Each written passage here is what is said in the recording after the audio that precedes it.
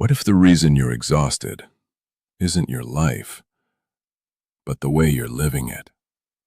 Not physically tired, mentally tired. The kind of tired that sleep doesn't fix. You wake up, scroll for a bit, go through the motions, get things done. But inside it feels like you're just trying to make it through the day without falling apart. You're not chasing anything. You're surviving. And here's the uncomfortable part. You didn't even notice when that became normal. Somewhere along the way, you stopped asking, "What do I want?" and started asking, "What do I need to do to get through today?" Be honest for a second. Does this feel familiar? Because this is where the story begins. Not with success, not with motivation, but with you, sitting quietly in a life that looks fine from the outside and feels heavy on the inside. And this is where something shifts, because you start realizing the problem isn't that you're lazy. It's not that you lack discipline. It's not that you're incapable. It's that you've been stuck in survival mode for so long, you forgot you were allowed to rise. Wait till you hear this. Survival is sneaky. It doesn't feel dangerous. It feels responsible. It feels practical. It sounds like, "I'll focus on myself later." It sounds like, "Let me just get stable first." It sounds like, "This is just how life is." But here's the part nobody tells you. Survival mode slowly convinces you that this is all you're meant for. You stop dreaming big because dreaming feels risky. You stop trying new things because comfort feels safer. You stop believing in yourself because disappointment hurts. So you shrink your expectations, lower your standards, and call it maturity. I used to think this was normal too. That maybe growing up just meant feeling less alive. And maybe you've thought that as well. Now here's where it gets real. The moment you realize you're not tired from doing too much, you're tired from becoming too small. Read that again in your head. Too small for who you actually are. And that's when a quiet thought shows up. What if I'm meant for more than this? But immediately another voice jumps in. Don't be dramatic. Be realistic. Be grateful. So you silence it, again, and go back to surviving. Which one are you right now? Stuck or starting? Because this is the turning point of the story. Not when your situation changes, but when you notice something inside you is not okay with this anymore. You start questioning things. Why am I always waiting for the weekend? Why do I feel guilty for wanting more?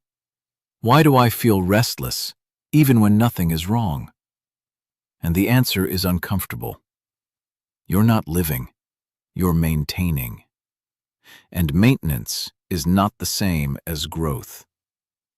But this is where things change. Because the idea enters your mind that maybe, just maybe, you don't need a new life. You need a new way of thinking about the one you already have. And that's the guide in this story. A simple shift. Stop surviving. Start rising. Not in some loud, dramatic overnight way, but in a quiet, deliberate, internal way. Because rising doesn't start with actions. It starts with awareness. Awareness that you've been playing small. Awareness that fear has been making decisions for you. Awareness that comfort has been quietly stealing your potential. So let me ask you something. Why do we keep choosing comfort, even when we know it's making us miserable? Don't answer quickly. Sit with it, because this is where the real work begins. You realize you've been avoiding discomfort not because you're weak, but because you forgot discomfort is the doorway to growth. Every time you avoided a hard conversation, every time you postponed a goal, every time you said, maybe later, to something that mattered, you were protecting yourself, but also limiting yourself. And here's the surprising realization. You're not afraid of failing. You're afraid of trying and discovering you're capable of more. Because if you're capable of more, then you can't hide behind "this is enough" anymore. And that's scary. Now here's the part nobody tells you. Rising is not about adding more to your life. It's about removing what's keeping you in survival mode. The thoughts, the excuses, the habits, the silent agreements you made with yourself to stay comfortable. This next part changes everything. Because once you see this, you can't unsee it. You realize you're not stuck because life is hard. You're stuck because you got used to staying down. And for the first time, you consider something radical. What if I stopped accepting this as normal? What if I decided this is not the life I'm settling for? If this makes sense, say something. Because the moment you acknowledge it, the journey begins. And it doesn't start with a plan. It starts with a decision, a quiet one. I don't want to survive anymore. I want to rise. And the strange thing is, the moment you make that quiet decision, nothing around you changes. Same room, same job, same people, same responsibilities. But something inside you feels different, heavier, and lighter at the same time. Heavier because you can't pretend anymore. Lighter because you finally admitted the truth. You don't want this to be your story. And that's where resistance shows up. Not from the world, from you. Thoughts like, calm down, don't overthink. You're fine, other people have it worse. Be practical. This is the mind trying to pull you back into survival mode. Because survival mode is familiar. Rising is unknown. And unknown feels dangerous. But here's where it gets real. You start noticing how many of your daily choices are designed to keep you small. You wake up and immediately check your phone. You distract yourself before you even meet your own thoughts. You say yes when you want to say no. You delay things that matter. You scroll instead of sitting with your discomfort. You call it relaxation, but it's actually avoidance. Be honest, is this you or just me? Because this is the invisible trap. You don't feel stuck because you're lazy. You feel stuck because you've mastered the art of distracting yourself from your own potential. And this is where awareness turns uncomfortable. You start seeing how often you betray yourself in tiny ways. You promise to start tomorrow. You promise to change soon. You promise to try later. But later keeps moving. And deep down, you know this. You know you're capable of more. You know you're meant for more. But you've trained yourself not to act on it. Now here's the surprising realization.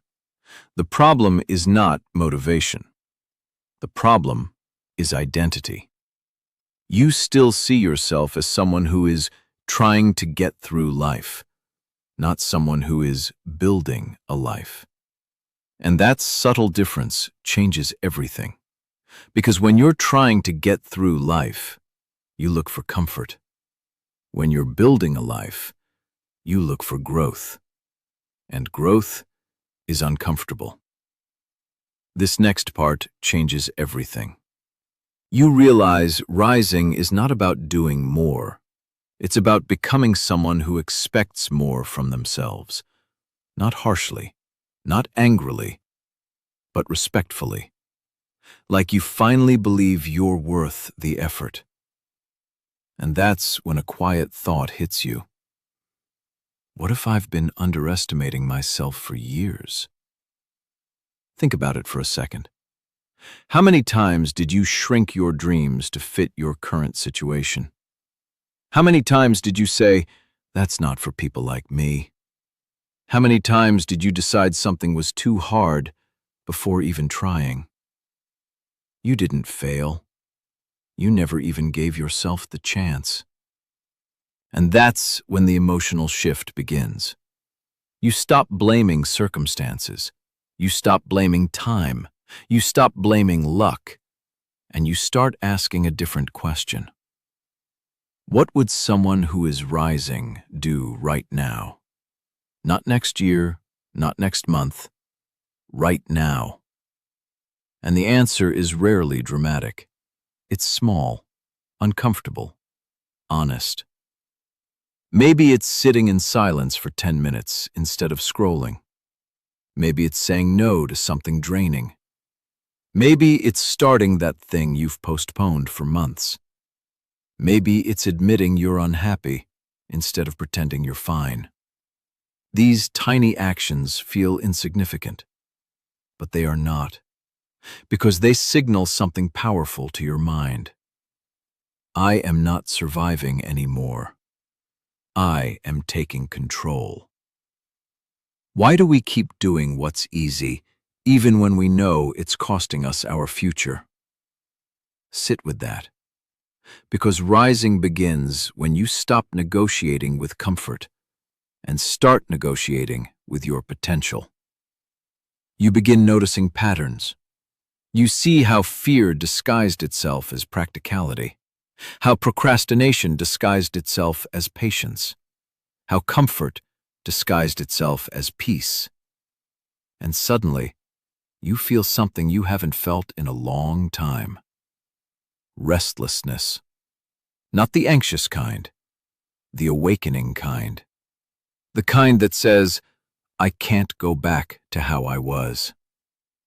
And this is where most people quit, because awareness is uncomfortable. It forces you to see how much you've been settling. But this is where you're different, because you didn't scroll past this feeling. You're still here, and that means something. If this makes sense, say something. Because now, you're no longer unconscious.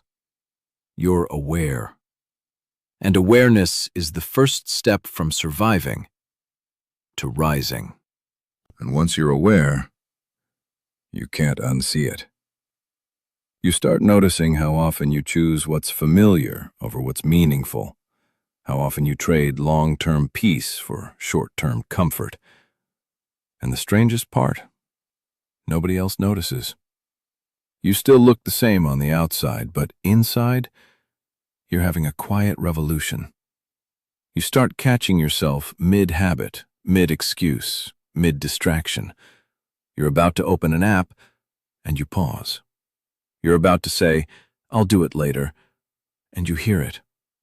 You're about to complain, and you stop. That pause?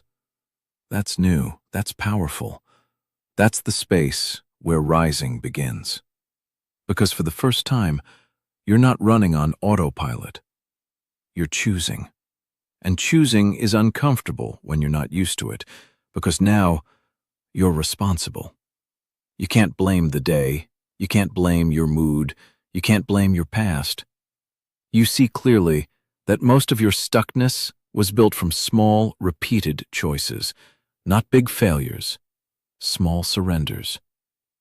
This is the part nobody tells you. Rising is boring at first.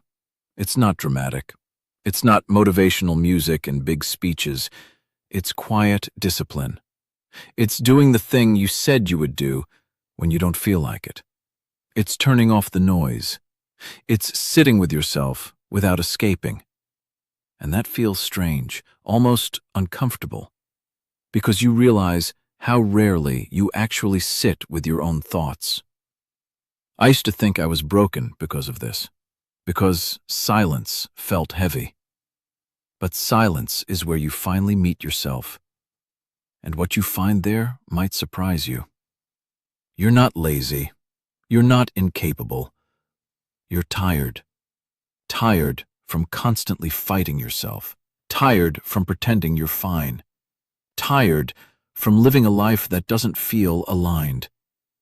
And once you see that, you stop being harsh with yourself. You start being honest.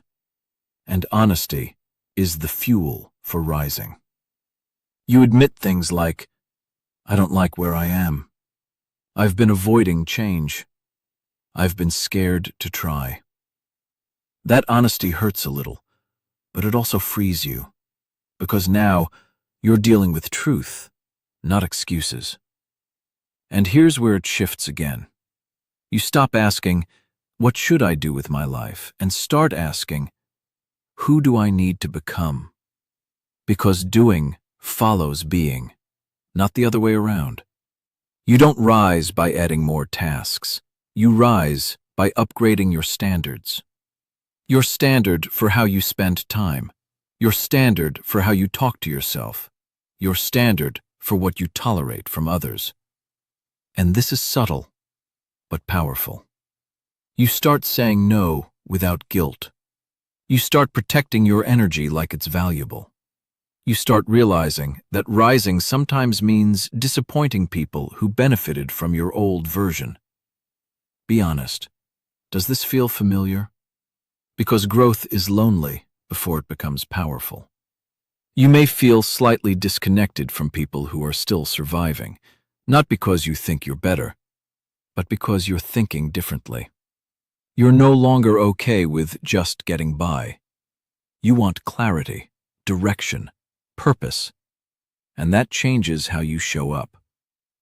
You start noticing your mornings. You start noticing your habits. You start noticing how your environment affects you. Things you ignored for years now feel loud because your awareness is sharper. And here's the beautiful part. You don't feel overwhelmed by it. You feel awake, like you've been half asleep for years, and now you're opening your eyes. This next realization hits deep. You understand that rising is not about becoming someone else. It's about returning to who you were before the world convinced you to play small, before fear taught you to settle, before comfort taught you to shrink. You remember a version of yourself that was curious, brave, ambitious, and you realize that version never disappeared. You just buried it under habits. So now the work isn't to build a new you. It's to uncover the real you, layer by layer, choice by choice.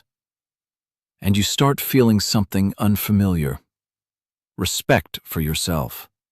Not because you've achieved something big, but because you're finally showing up for yourself.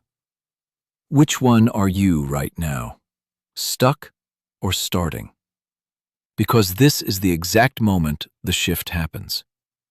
You're not surviving anymore. You're consciously stepping into the process of rising.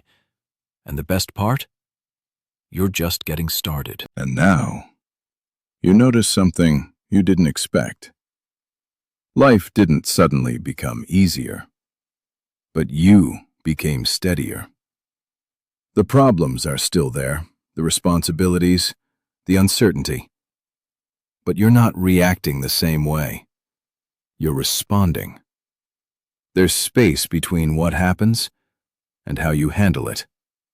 And in that space, you feel control. Not control over life, control over yourself. And that changes everything. Because when you control your reactions, life loses its power to shake you. You don't spiral as quickly. You don't overthink as long. You don't stay stuck as deep. You recover faster. You reset faster. You move forward faster. This is what rising actually looks like. Not perfection, recovery. Not motivation, consistency. Not big changes, small, repeated alignment. And here's the part nobody prepares you for. You start trusting yourself. You trust that you'll figure things out. You trust that you won't abandon yourself when things get hard. You trust that even if you fall back into old habits, you'll catch it and come back. That trust is new, and it feels solid. Because for the first time, your words and your actions are starting to match. You say you'll do something, and you do it. You say you'll take care of yourself, and you actually try. You say you won't tolerate certain things anymore, and you mean it. That builds something powerful inside you. Self-respect. And self-respect is addictive in the best way. Because once you feel it, you don't want to go back to living without it. You don't want to go back to betraying yourself with excuses. You don't want to go back to shrinking. And suddenly, rising isn't something you have to force. It becomes who you are. You wake up a little clearer. You think a little calmer. You move a little more intentionally. And people around you may not even understand what changed. They might say you seem different, quieter, more focused, more grounded. But you know the truth. You didn't become different.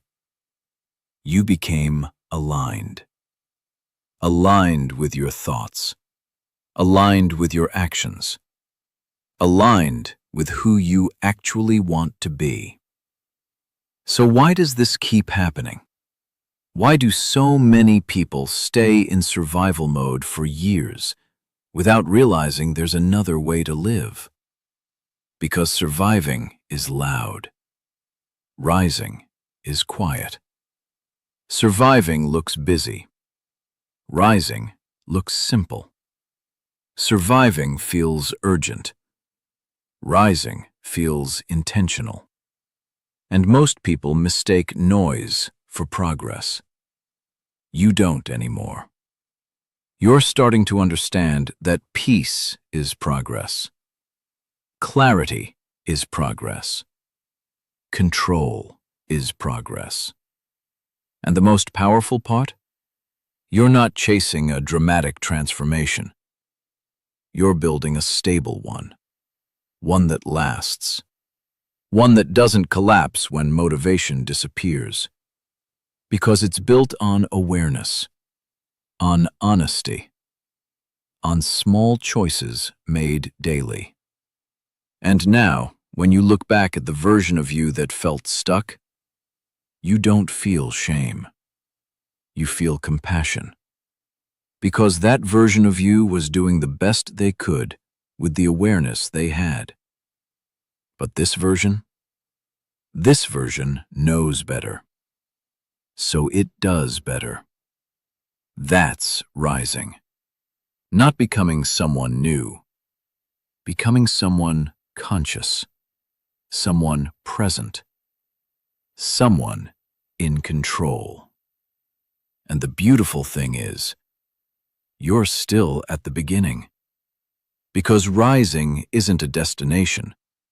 It's a way of living, a way of thinking, a way of choosing every single day. And there will be days you slip, days you feel tired again, days you feel overwhelmed. But now you know the way back. You know how to reset. You know how to return to yourself. That's the difference. You're no longer lost when things get hard. You're aware. And awareness is a compass. If this makes sense, say something. Not because anyone needs to hear it, but because you do. Because acknowledging it makes it real. And here's the one truth you carry forward from all of this. You don't need a new life. You need a new way of living the one you already have. You don't need to escape. You need to awaken. Stop surviving. Start rising. And if this hit home, don't just scroll. Subscribe and start choosing a lighter way to live.